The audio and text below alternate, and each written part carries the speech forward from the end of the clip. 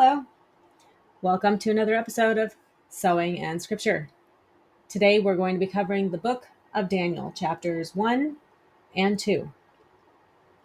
First, as a reminder, if you are enjoying these videos, be sure to hit that like button, that little thumbs up down there at the bottom of your video. Also, be sure to subscribe to this channel and be sure to ring that notification bell. YouTube is not going to notify you if these videos are coming out if you are not hitting that notification bell. So be sure to make sure you're hitting that notification bell in addition to subscribing. So we're going to go ahead and jump right into the book of Daniel. We're going to begin with, chapter 1, just like we always do, starting at the beginning.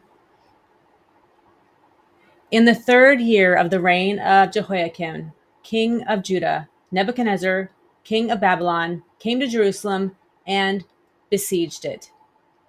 And the Lord delivered Jehoiakim, king of Judah, into his hand, along with some of the articles from the temple of God. These he carried off to the temple of his God in Babylonia and put in the treasure house of his God. In the 3rd year of the reign of Jehoiakim seems to conflict with Jeremiah's statement that Nebuchadnezzar besieged the city in the 4th year of Jehoiakim.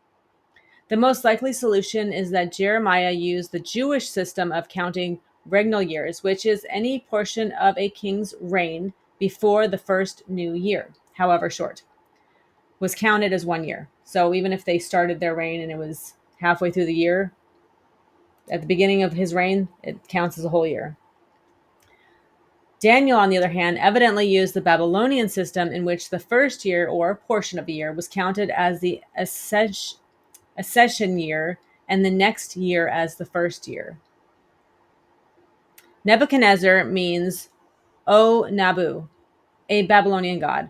Protect my boundary, which means stone. So it's referring to a particular stone god wanting them to protect your boundaries. The invasion of Jerusalem, occurring in 605 BC, begins the period when Gentiles occupy the land of Israel. It is called by Jesus the time of the Gentiles. Then the king ordered Ashpenaz, chief of his court officials, to bring into the king's service some of the Israelites from the royal family and the nobility. Daniel and his friends were of royal blood. Young men without any physical defect, handsome, showing aptitude for every kind of learning, well-informed, quick to understand, and qualified to serve in the king's palace. He was to teach them the language and literature of the Babylonians. The king assigned them a daily amount of food and wine from the king's table. They were to be trained for 3 years, and after that, they were to enter the king's service. These young men, after their training, would easily serve as liaisons between Babylon and Judah, or even as hostages to keep Judah's king submissive. Among those who were chosen were some from Judah: Daniel, Hananiah, Mishael, Azariah. The chief official gave them new names. To Daniel, the name Belteshazzar. These are going to be some fun names. Belteshazzar. To Hananiah, Shadrach. To Mishael, Meshach. And to Azariah, Abednego. The name changes are a good example of attempted brainwashing. All 4 young men had good Hebrew names that reflected their godly heritage. They were given Babylonian names that denoted praise of Babylonian gods. Daniel, which means God is my judge, was changed to Belteshazzar. Bel will protect. Hananiah, God is gracious, was changed to Shadrach, inspiration to the sun. Mishael, God is without equal, was changed to Meshach, belonging to Aku. And Azariah, the Lord is my helper, to Abednego, servant of Nego. Their new names were intended to give them a Babylonian rather than a Hebrew identification. The rest of the book shows that although Babylonians could change the young men's names, they could not change their character. Sorry for the noise if you're hearing it. I have jets flying overhead. But Daniel resolved not to defile himself with the royal food and wine, and he asked the chief official for permission not to defile himself this way. The royal food and wine, no doubt, included food prohibited to the Jews. It may have been offered to idols as well. Now God had caused the official to show favor and compassion to Daniel. But the official told Daniel, I am afraid of my lord the king, who has assigned your food and drink. Why should he keep you looking worse than the other young men your age? The king would have my head because of you. Daniel then said to the guard, whom the chief official had appointed over Daniel, Hananiah, Mishael, and Hazariah, please test your servants for 10 days. Give us nothing but vegetables to eat and water to drink. Then compare our appearance with that of the young men who eat the royal food and treat your servants in accordance with what you see. So he agreed to this and tested them for 10 days. So basically what's going on here is Daniel saying, well, we can't eat the food that you're offering us, but can you give us something different? And the servant is saying, I can't do that because you'll be in a worse off physical condition than everybody else. And then the king will get upset. And so Daniel's like, well, test it for 10 days and see what happens. At the end of the 10 days, they looked healthier and better nourished than any of the young men who ate the royal food. The success of Daniel's plan was due more to the sovereignty of God in blessing his spiritual commitment than it was to their diet. Certain kinds of meat were not prohibited to the Jews, but a vegetarian diet in this case may have been inherently superior to the king's table. So the guard took away their choice food and the wine they were to drink and gave them vegetables instead. To these 4 young men, God gave knowledge and understanding of all kinds of literature and learning. And Daniel could understand visions and dreams of all kinds. At the end of the time set by the king to bring them into his service, the chief official presented them to Nebuchadnezzar. The king talked with them, and he found none equal to David, Hananiah, Mishael, and Hazariah. So they entered the king's service. In every matter of wisdom and understanding about which the king questioned them, he found them 10 times better than all the magicians and enchanters in his whole kingdom. And Daniel remained there until the first year of King Cyrus. Until the first year of King Cyrus does not contradict the upcoming chapter 10, verse 1, where a revelation was given to Daniel in the 3rd year of Cyrus. The purpose of 1:21 is to give chronological overview of Daniel's ministry. He served from the time of Nebuchadnezzar to the time of Cyrus. So now we're going to move on to chapter 2. So that's just giving you a brief how Daniel and his friends came into the service of the Babylonian kings. In the 2nd year of his reign, Nebuchadnezzar had dreams. His mind was troubled, and he could not sleep. So the king summoned the magicians, enchanters, sorcerers, and astrologers to tell him what he had dreamed. When they came in and stood before the king, he said to them, I have had a dream that troubles me, and I want to know what it means. Then the astrologers answered the king, May the king live forever. Tell your servants the dream, and we will interpret it. The king replied to the astrologers, This is what I have firmly decided. If you do not tell me what my dream was and interpret it, I will have you cut into pieces and your houses turned into piles of rubble. But if you tell me the dream and explain it, you will receive from me gifts and rewards and great honor. So tell me the dream and interpret it for me. Once more they replied, Let the king tell his servants the dream, and we will interpret it. Then the king answered, I am certain that you are trying to gain time, because you realize that this is what I have firmly decided. If you do not tell me the dream, there is only one penalty for you. You have conspired to tell me misleading and wicked things, hoping the situation will change. So then, tell me the dream, and I will know that you can interpret it for me. So he's telling them, tell me what I dreamed before you try to interpret it. I'm not going to tell you what it was. I want to know that your talents and your powers are real. If they are, you could tell me. The astrologers answered the king, There is no one on earth who can do what the king asks. No king, however great and mighty, has ever asked such a thing of any magician or enchanter or astrologer. What the king asks is too difficult. No one can reveal it to the king except the gods, and they do not live among humans. This made the king so angry and furious that he ordered the execution of all the wise men of Babylon. So the decree was issued to put the wise men to death, and men were sent to look for Daniel and his friends to put them to death. Then Arioch, the commander of the king's guard, had gone out to put to death the wise men of Babylon. Daniel spoke to him with wisdom and tact. He asked the king's officer, "Why did the king issue such a harsh decree?" Arioch then explained the matter to Daniel. At this, Daniel went to the king and asked for time so that he might interpret the dream for him. Daniel was obviously held in high esteem, as his ready access to the king demonstrates.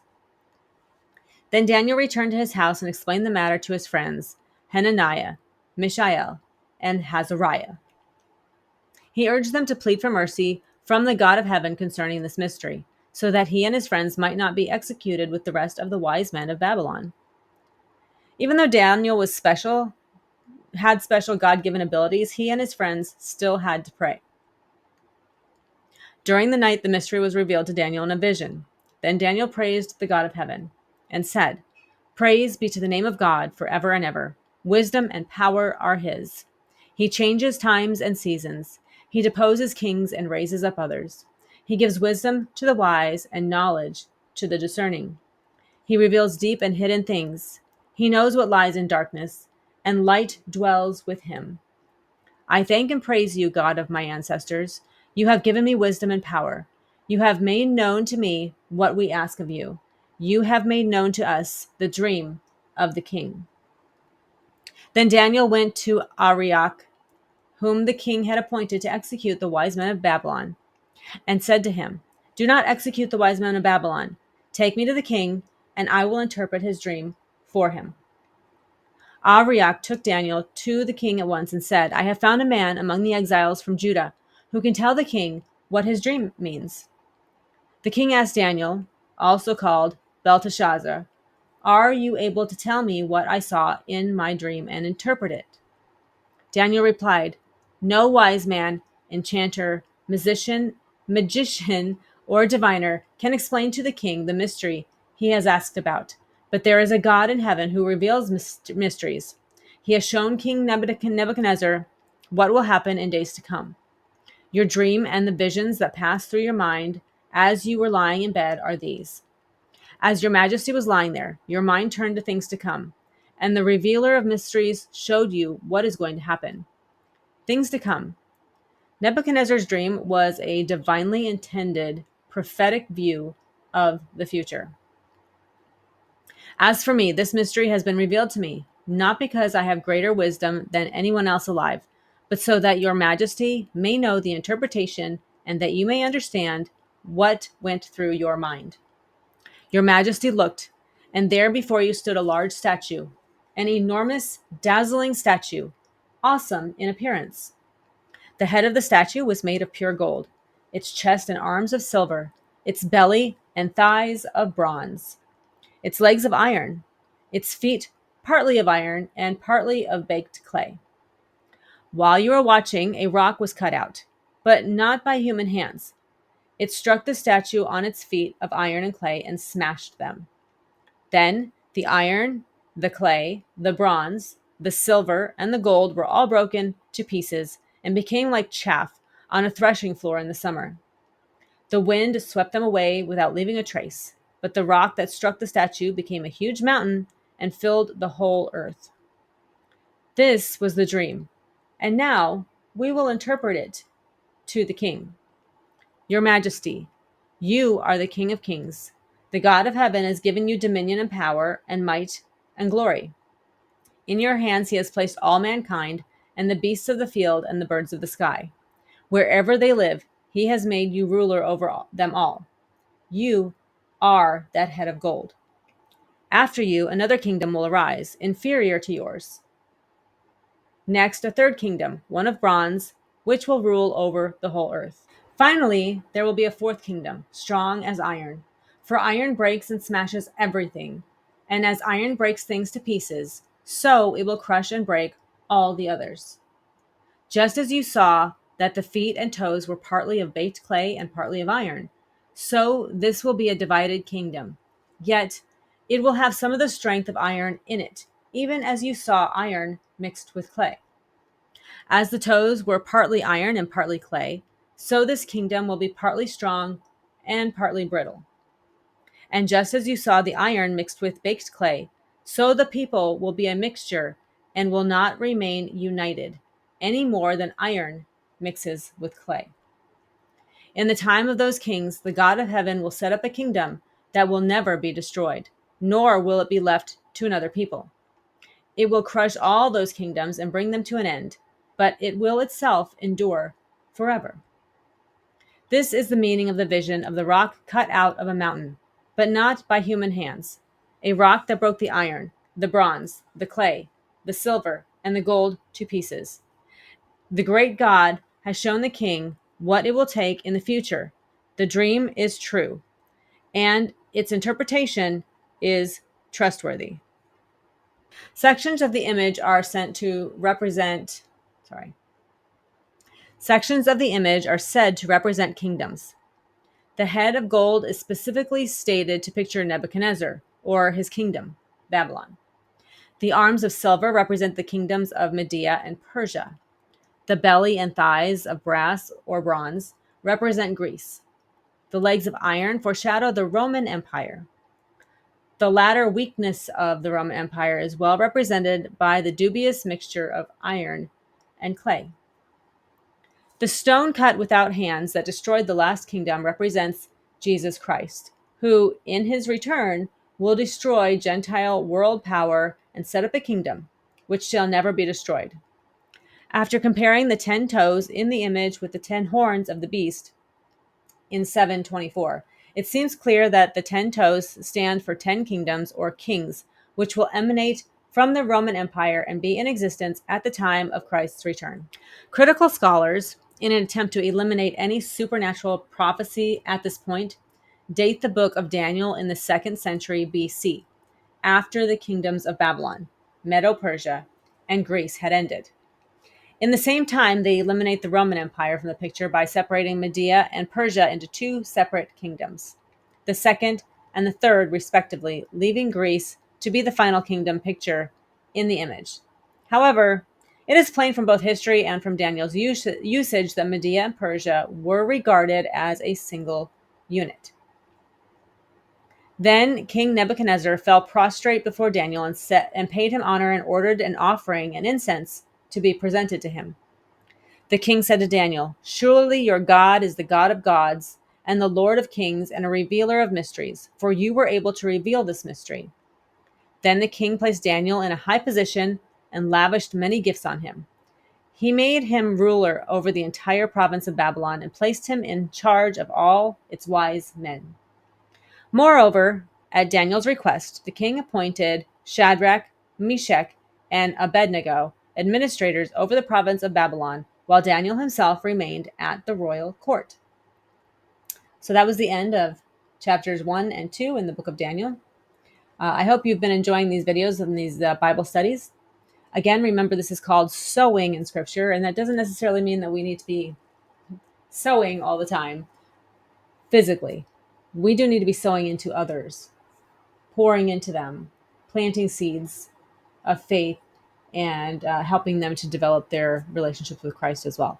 So use that as an opportunity. Use these videos as an opportunity, as a Bible study, as a guide, something to reference to that'll help you out in sowing into others. Also, as a reminder, just be sure to hit the like button, make sure you subscribe, and hit that notification bell. If you want to be notified when the videos are coming out, make sure YouTube knows to tell you. So this was maybe a shorter video than usual, but these weren't very long chapters. So again, I hope you're enjoying these videos, and I want to thank you for your time and appreciation of these videos. Leave me a comment too down below. Just let me know you've been here. I like to be able to see who's actually following along, so I can reach out to them. But I want to say thank you and have a blessed day. And we'll see you next time for chapters 3 and 4 in the book of Daniel. See you next time.